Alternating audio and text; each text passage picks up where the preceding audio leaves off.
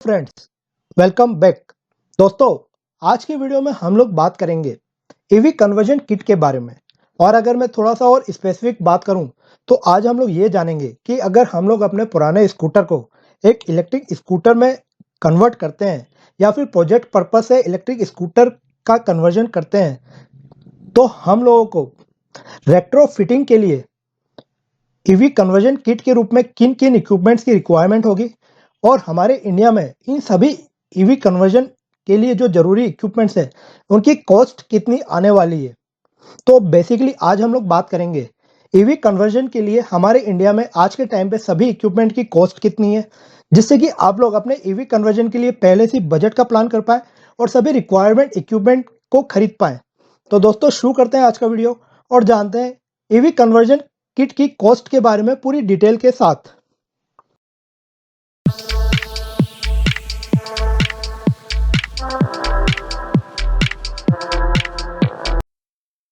सबसे पहले तो मैं आप लोगों को बता दूं कि जैसा कि आप लोग जानते हैं कि हमारे देश में आज भी ईवी कन्वर्जन किट के लिए हम लोग जितने भी इक्विपमेंट्स या फिर कंपोनेंट्स यूज करते हैं वो सभी मेजरली चाइना से ही इंपोर्ट होते हैं।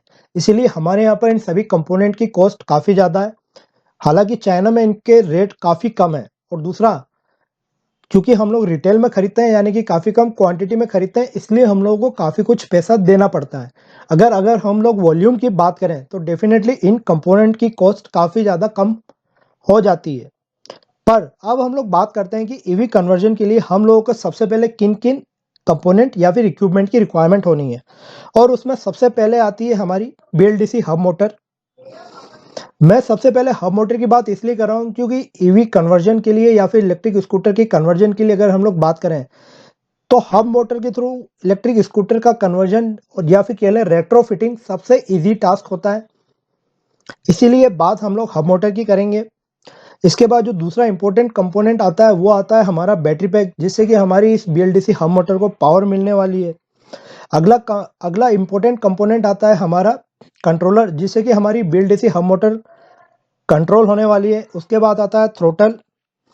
इसके बाद आती है हमारी स्विंग आर्म, जो कि हमारे पुराने स्कूटर में फिट होगी और इसी स्विंग आर्म के साथ हमारी BLDC हब मोटर माउंट होगी।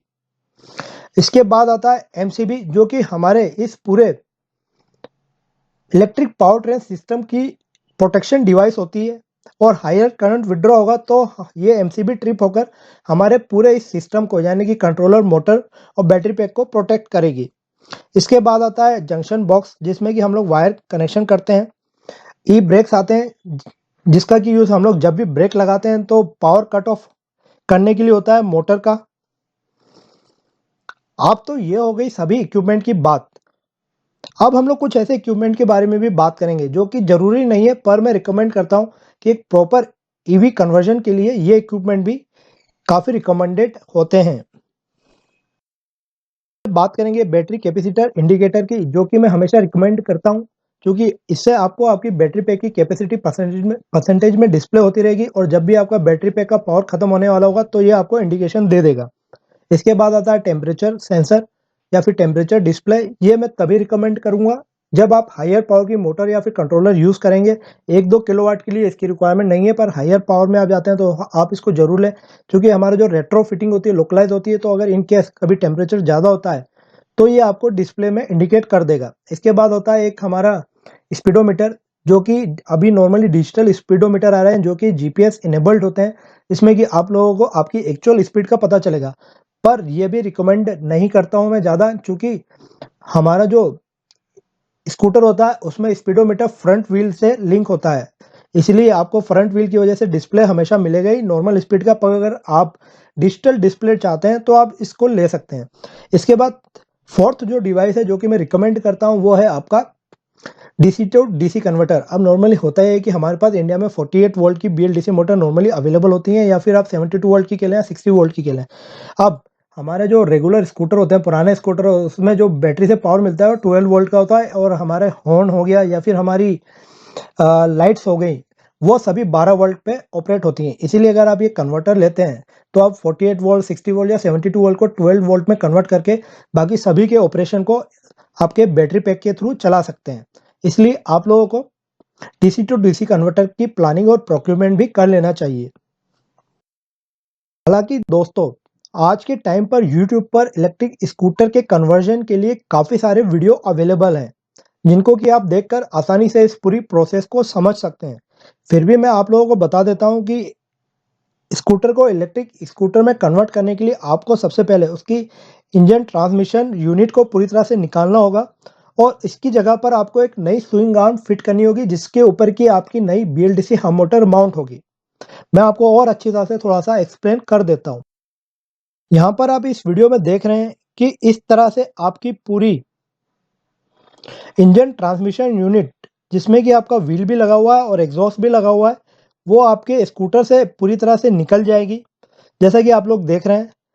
और जब आप इस पूरी यूनिट को निकाल लेंगे, इसके फ्यूल टैंक को निकाल लेंगे और बाकी उन सभी एसेसरीज को निकाल लेंगे जो कि आपके लिए यूज़फुल नहीं है, उसके बाद आप लोगों को एक नई स्विंग आर्म लगा देनी है अपने पुराने स्कूटर के साथ। जैसा कि आप लोग यहाँ पर देख रहे हैं, ये एक स्विंग आर्म लग गई है।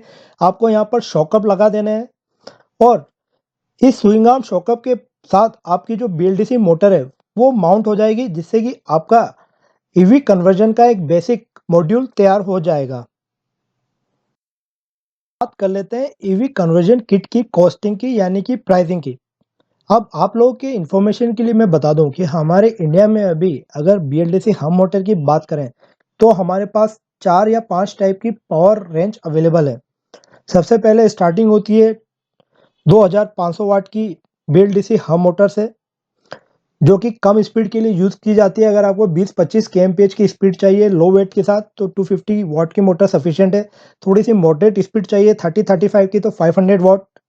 अगर कम वेट है तो, अगर थोड़ा सा ज़्यादा वेट है, थोड़ी सी ज़्यादा स्पीड चाहिए मतलब 45-50 की तो 800 वाट। और अगर आपको 65-60 या फिर उससे ज़्यादा की स्पीड चाहिए तो आप 1000 वाट की मोटर भी ले सकते हैं। और अगर मैं अब बात करूं सबसे कॉमन अवेलेबल वोल्टेज रेंज की, तो इंडिया में आज के टाइम पे जो सबसे कॉमनली मोटर यूज़ की जाती है वो यूज़ की जाती है 48 वोल्ट के साथ। हालांकि हमारे यहाँ पर कुछ गाड़ियाँ 60 वोल्ट या फिर 70 वोल्ट की भी मोटर यूज़ करती हैं, हब मोटर। पर सबसे कॉमन जो अभी हमारे लोकल मार्केट में या फिर ऑनलाइन साइट्स पे अवेलेबल है वो है 48 वोल्ट की हब मोटर। इसीलिए हम लोग अभी सबसे कॉमन मोटर की बात करें तो हम लोग सबसे पहले पकड़ेंगे 48 वोल्ट 500 वोल्ट की। अगर बीएलडीसी हब मोटर की बात की जाए तो उसका प्राइस हमारे यहाँ पर आज के टाइम पे 5000 से लेकर 6000 रुपीज़ के आसपास है, यानी कि 5000 से लेकर 6000 रुपये। एक चीज़ मैं आप लोगों को और बता दूं कि ये जो रेट है ये मैंने एवरेज रेट बताया, यानी कि डिफरेंट साइट्स के, जैसे कि गोगो एवन के, इसके अलावा अमेजन या फिर फ्लिपकार्ट पे जो रेट अवेलेबल है वो मैं आप लोगों के साथ शेयर कर रहा हूँ। और इसके लिए मैंने कुछ इंडिया मार्ट पे अवेलेबल रेट्स को भी स्टडी किया और उसके बाद ये एक एवरेज रेट निकालें जो कि मैक्सिमम एवरेज रेट है, और उसके बेसिस पे ये इन्फॉर्मेशन मैं आप लोगों के साथ शेयर कर रहा हूँ।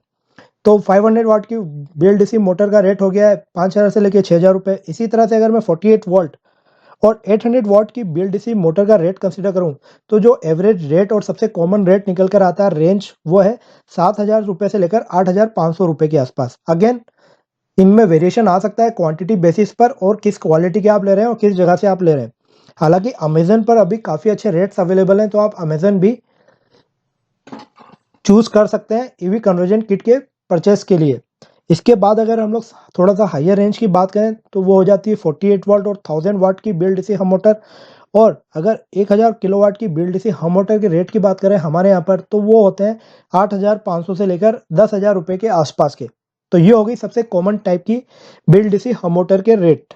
अब बात करते हैं बाकी दूसरी एसेसरीज की। अब बात करते हैं बीएलडीसी मोटर के कंट्रोलर के प्राइस रेंज के बारे में। और अगेन क्योंकि जितने पावर की हम लोग मोटर रहेंगे उसकी पावर के अकॉर्डिंगली हम लोगों को कंट्रोलर का सिलेक्शन करना होगा, और ये भी आपको उसी रेंज में मिल जाएंगे 2500 वाट से लेकर 1000 वाट की रेंज में। सबसे पहले अगर हम लोग बात करें 48 वोल्ट 500 वाट के बीएलडीसी कंट्रोलर की, तो हमारे यहाँ पर जो टेंटेटिव कॉस्ट आती है इन कंट्रोलर्स की वो आती है 3000 से लेकर 3500 रुपये के आसपास। हालांकि अगर हम लोग बात करें बल्क परचेस की तो इनके रेट काफ़ी कम हो जाते हैं, और जब ये चाइना से डायरेक्ट इंपोर्ट होते हैं तो इनके रेट इससे काफ़ी कम होते हैं, कुछ केसेस में तो 30-40% तक कम हो जाते हैं। लेकिन मार्जिन ऐड करने के बाद इनके प्राइस हमारे यहाँ पर काफ़ी ज़्यादा बढ़ जाते हैं। अब अगर हम लोग बात करें 48 वोल्ट और 800 वॉट के BLDC कंट्रोलर की, तो 800 वॉट का जो BLDC कंट्रोलर हम लोगों को पड़ने वाला है वो पड़ने वाला है 4000 से लेकर 4500 रुपये के आसपास का। और इसके बाद अगर हम लोग बात करें 48 वोल्ट और 1000 वॉट के BLDC कंट्रोलर की, तो 1000 वॉट का जो BLDC कंट्रोलर हम लोगों को पड़ने वाला है, एवरेज कॉस्ट वो पड़ने वाली है 4500 से लेके 6000 रुपये के आसपास। Again depends on quality and quantity. बात कर लेते हैं सबसे कॉस्टली और सबसे इम्पोर्टेंट कंपोनेंट की हमारे ईवी कन्वर्जन किट के लिए, वो है बैटरी पैक। अब दोस्तों यहाँ पर जो बैटरी पैक का सिलेक्शन होता है वो काफ़ी ज़्यादा कॉम्प्लिकेटेड हो जाता है, क्योंकि अगर आप लोअर पावर में जाते हैं, लोअर कैपेसिटी की बैटरी पैक में जाते हैं तो डेफिनेटली आप लोगों की कॉस्ट कम होगी। लेकिन चूंकि करंट ज़्यादा विड्रॉ होता है 48 वोल्ट की मोटर में, तो डेफिनेटली ज़्यादा करंट के केस में, यानी कि आप पॉइंट सी के से ज़्यादा डिस्चार्ज रेट पे जाएंगे तो डेफिनेटली आपकी बैटरी पैक का लाइफ कम होगी। इसीलिए मैं हमेशा रिकमेंड करता हूँ कि हो सके तो 0.25 सी के आसपास का आप चार्ज रेट रखें और 0.5 सी के नीचे का डिस्चार्ज रेट रखें, तो आपको अच्छा क्लेम बैटरी पैक की लाइफ मिलेगी। नॉर्मली हमारे यहाँ पर इलेक्ट्रिक बाइक्स के साथ जो बैटरी पैक आते हैं, या फिर नॉर्मली मैं जो रिकमेंड करता हूँ 50 से 70 किलोमीटर रेंज के लिए, वो रिकमेंड करता हूँ 1.2 किलोवाट से लेकर 2.4 किलोवाट तक के लिए बैटरी पैक आप लोगों को लेना चाहिए।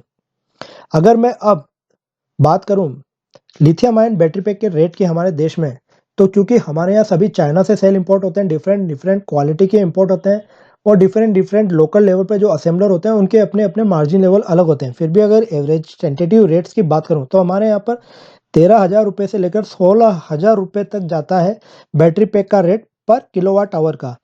तो आप उसके अकॉर्डिंगली अपने रेट को कैलकुलेट कर सकते हैं, टेंटेटिव रेट आपको मिल जाएगा और अपनी बजट के अकॉर्डिंगली बैटरी पैक का सिलेक्शन कर सकते हैं। अगर आप रेगुलर यूज़ के लिए ले रहे हैं तो थोड़े से हायर पावर के लिए चले जाएं, जिससे कि आपको कम डिस्चार्ज रेट की वजह से ज़्यादा साइकिल मिलेंगी। प्रोजेक्ट पर्पस से ले रहे हैं तो थोड़ा सा कम साइज़ का बैटरी पैक ले सकते हैं।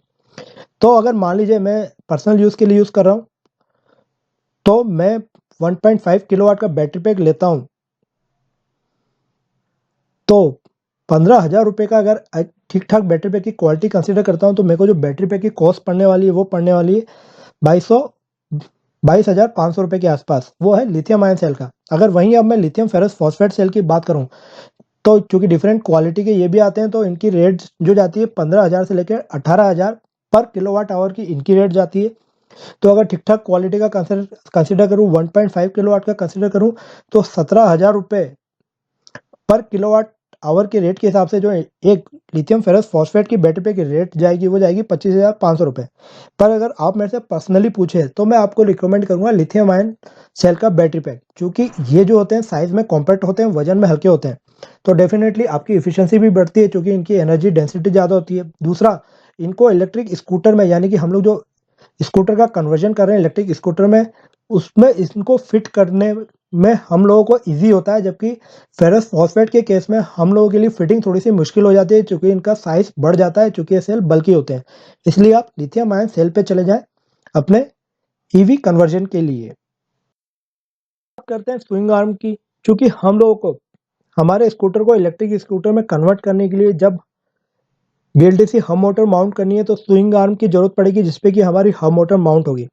अब नॉर्मली हम लोग अपने इस कन्वर्जन के लिए स्विंग आर्म यूज़ कर सकते हैं मोटरसाइकिल की, और स्पेशली अगर मैं बोलूँ एक्टिवा जैसे स्कूटर के लिए, तो हम लोग पैशन प्रो या फिर स्प्लेंडर की स्विंग आर्म को यूज़ कर सकते हैं। मैंने सुना है कि पैशन प्रो की जो स्विंग आर्म होती है वो काफ़ी ज़्यादा कंफर्टेबल होती है, हालांकि थोड़े से मॉडिफिकेशन आप लोगों को करने पड़ेंगे।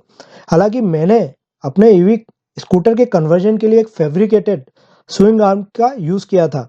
आप अपनी रिक्वायरमेंट के हिसाब से इनको फैब्रिकेट भी कर सकते हैं, क्योंकि इनका फैब्रिकेशन ज़्यादा कॉम्प्लिकेटेड नहीं है, और एक कोई भी लोकल फैब्रिकेटर आपको काफ़ी कम कॉस्ट में इनको फैब्रिकेट कर देगा। फिर भी अगर मैं टेंटेटिव कॉस्ट की बात करूं, तो आप लोगों को ये पड़ने वाली है 1,000 से लेकर 1,500 रुपये के आसपास, और स्पेसिफिक बोलूँ तो 1,200 रुपये से 1,500 रुपये के आसपास। लेकिन अगर आपके पास टाइम कम एफर्ट लगाना चाहते हैं, तो आप मोटरसाइकिल की स्विंग आर्म ले लीजिए, आपके लिए थोड़ा सा कंफर्टेबल हो जाएगा। बात बात आती है थ्रोटल की। हालांकि थ्रोटल भी हमारे यहाँ पर काफ़ी टाइप के आते हैं। कुछ आते हैं सिर्फ प्लेन थ्रोटल, जिसमें कि आपको थ्रोटलिंग मिलती है। कुछ थ्रोटल जैसा कि आपको यहाँ पिक्चर में दिख रहा है, इसमें आपको फॉरवर्ड रिवर्स भी मिल जाएगा, स्पीड सिलेक्शन भी मिल जाएगा। पर जो बेसिक थ्रोटल्स आते हैं उनकी कॉस्ट तकरीबन 400 से 450 रुपए के आसपास होती है। इसके बाद जो अगला इंपॉर्टेंट कंपोनेंट आता है वो आता है हमारा जंक्शन बॉक्स या टर्मिनल बॉक्स। और इसका यूज़ हम लोग इसलिए करते हैं क्योंकि हम लोगों को मोटर और कंट्रोलर के बीच के कनेक्शन करने रहते हैं। और प्रॉपर कनेक्शन के लिए, सेफ कनेक्शन के लिए मैं हमेशा रिकमेंड करता हूँ कि आप एक प्रॉपर जंक्शन बॉक्स ले लें, जो कि आजकल हमारे यहाँ ई रिक्शा में यूज़ होते हैं। आपको किसी भी ई रिक्शा डीलर के पास ये जंक्शन बॉक्स मिल जाएंगे, जो कि आपको 150-200 रुपये में मिल जाएंगे। पर नॉर्मली टेंटेटिव कॉस्ट आपको 150 रुपये आती है। इसके बाद एक जो इक्विपमेंट मैं हाईली रिकमेंड करता हूँ वो है हमारा एमसीबी। क्योंकि अगर मान लीजिए किसी केस में आपकी मोटर ज़्यादा करंट लेती है या फिर कहीं शॉर्ट सर्किट हो जाता है पूरे हमारे सर्किट में, तो एमसीबी पूरे सर्किट को स्विच ऑफ कर देगा और पूरी डिवाइसेस को सेव कर लेगा। तो आपको एमसीबी जरूर लगाना चाहिए। आप सिंगल पोल का लें, डबल पोल का लें, डिपेंड करता है, पर एमसीबी जरूर लें। इनकी टेंटेटिव कॉस्ट आती है 250 रुपये। ये भी आपको किसी भी ई रिक्शा वाले के पास मिल जाएगा। तो आपको लगने वाले ई ब्रेक्स। अब ई ब्रेक्स की रिक्वायरमेंट इसलिए होती है कि जब भी आप आपके इस इलेक्ट्रिक स्कूटर में ब्रेक्स लगाते हैं, तो उस समय होता ये है कि अगर आपकी मोटर का पावर चालू रहता है तो आपका पावर वेस्ट होता है। और इस कंडीशन में अगर आप लोग ई ब्रेक का यूज़ करते हैं तो ई ब्रेक जब भी आप ब्रेक प्रेस करेंगे तो आपकी मोटर का पावर कट ऑफ कर देता है, उसके बाद ब्रेकिंग होती है। तो यहाँ पर आपकी पावर सेविंग हो जाती है और आपको ई ब्रेक्स का जो पेयर है वो तकरीबन 350-400 रुपये में आसानी से मिल जाएगा। इसके बाद अगर अगले इंपॉर्टेंट कंपोनेंट की बात करें तो वो हो जाता है हमारा इग्निशन स्विच। इसके बारे में आप लोगों को सभी को पता है और इसके जो रेट होते हैं 200 से 300 रुपये या फिर 250 रुपये के आसपास होते हैं। अगला आइटम हो गया जिसके बारे में हम लोग बात कर चुके हैं, वो हमारा डीसी टू डीसी कन्वर्टर। अगर हम लोग स्टैंडर्ड 48 वाट से 12 वाट के कन्वर्टर पे जाते हैं तो इसका कुछ रेट हमको पड़ता है तकरीबन 650 रुपये के आसपास का। अगर आप ये अमेजन से लेते हैं तो इस रेट में आपको मिल जाएगा, और कुछ अगर आप ट्रेडर से लेते हैं तो थोड़ा सा ज़्यादा चार्ज में आपको 200-300 रुपये महंगा मिल जाएगा, लेकिन आपको ये 600 से 1000 रुपये के बीच में मिल जाना चाहिए। इसके बाद अगला आइटम ये होता है हमारे शॉकअप्स। क्योंकि अगर आप नई स्विंग आर्म लगा रहे हैं तो आप अपने जो पुराने एक्टिवा हो गई आपके, या दूसरा स्कूटर हो गया, उसके सिंगल शॉकअप को यूज़ नहीं कर पाएंगे, इसलिए आपको यहाँ पर डुअल शॉकअप लगाने होंगे। यहाँ पर मैं रिकमेंड करूँगा कि आप अगेन हीरो पैशन या फिर स्प्लेंडर के शॉकअप को यूज़ कर सकते हैं। ईवी कन्वर्जन के लिए थोड़े से कंफर्टेबल हो जाते हैं। और अगर नए शॉकअप की बात करें तो ये पूरे आपको 1000 से लेकर 1200 रुपये के आसपास आएंगे। नॉर्मली 1150 के आसपास आ जाते हैं।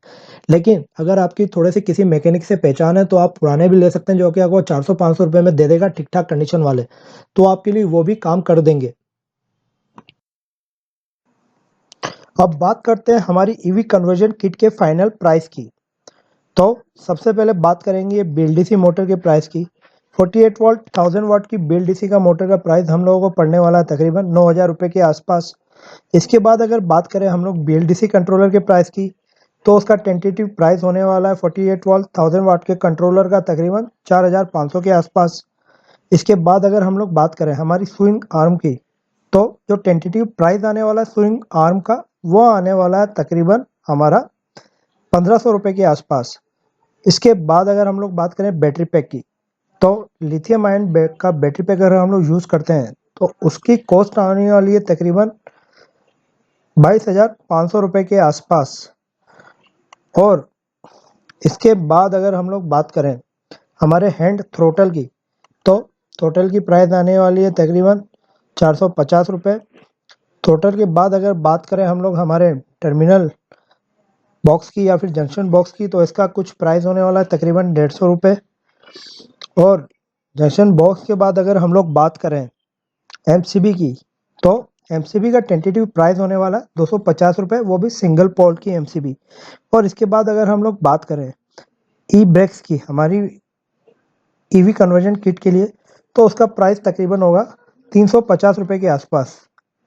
और इसके बाद अगर हम लोग बात करें इग्निशन स्विच की, तो इग्निशन स्विच का प्राइस हमको पड़ने वाला है तकरीबन 220 रुपये के आसपास। अगर नए शॉकअप लेते हैं तो इन शॉकअप्स का प्राइस होने वाला है तकरीबन 1150 रुपये के आसपास। और इन सबका जब हम लोग टोटल कॉस्टिंग करते हैं तो इनकी टोटल कॉस्ट होने वाली है तकरीबन 40,000 रुपये के आसपास।